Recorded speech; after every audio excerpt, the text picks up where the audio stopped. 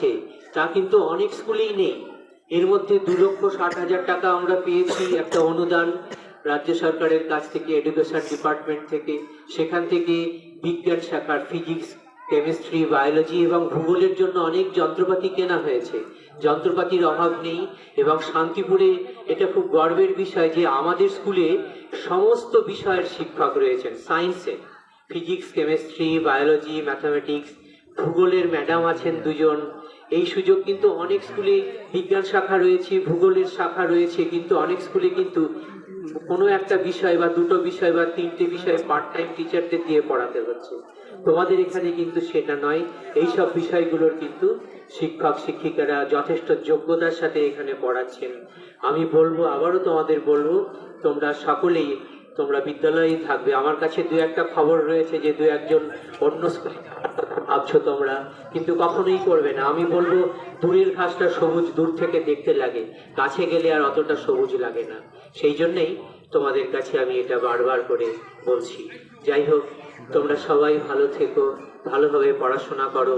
আগামী দিনে দেশের সুনাগরিক হয়ে তোমরা দেশকে পরিচালনা করো, দেশের 10-এর 1 হও, এই প্রার্থনা করি।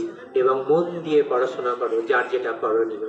সকলকে যথাযোগ্য সম্মান আবারও জানাচ্ছি। আমার সহকর্মী যারা ছিলেন আমাদের এখানে বিদ্যালয়ে, আর যারা রয়েছেন মিড ডে মিলের দিদিরা, বলরাম, আমাদের দীপঙ্কর, সকলকে প্রেসিডেন্ট ম্যাডাম, ভাবি প্রেসিডেন্ট ম্যাডাম, এবং আমাদের যে প্রেসিডেন্ট স্যার রয়েছেন হরেশচন্দ্র মণ্ডল মহাশয়, সকলকে যথাযোগ্য সম্মান জানিয়ে আমি আজকের মতো শেষ করছি। স্যারকে ধন্যবাদ তার এই মূল্যবান পরামর্শ এবং মতামত প্রদানের জন্য। আর আরেকটা জিনিস হলো, তোমাদের কিন্তু এখন সেমিস্টার সিস্টেম চালু হয়েছে। কলেজকে জানতে, চিনতে, সকলের সাথে পরিচিত হতে আমার অভিজ্ঞতা থেকেই বলছি, আমি যখন কলেজের ছাত্র ছিলাম কয়েক মাস কেটে গিয়েছিল। এইভাবে করতে করতেই পুজোর ছুটি এসে যাবে, তারপরেই তোমাদের পরীক্ষা শুরু হয়ে যাবে। সেই জন্যই বলবো, বি সিরিয়াস। প্রত্যেকটা দিন নয়, প্রত্যেকটা ঘন্টা নয়, প্রত্যেকটা সেকেন্ডে কিন্তু তোমাদের কাছে এটা মহামূল্যবান সময়। কলেজে যাচ্ছ, সেখানে নতুন পরিবেশের সাথে মানিয়ে নেওয়াটা একটা বিরাট ব্যাপার।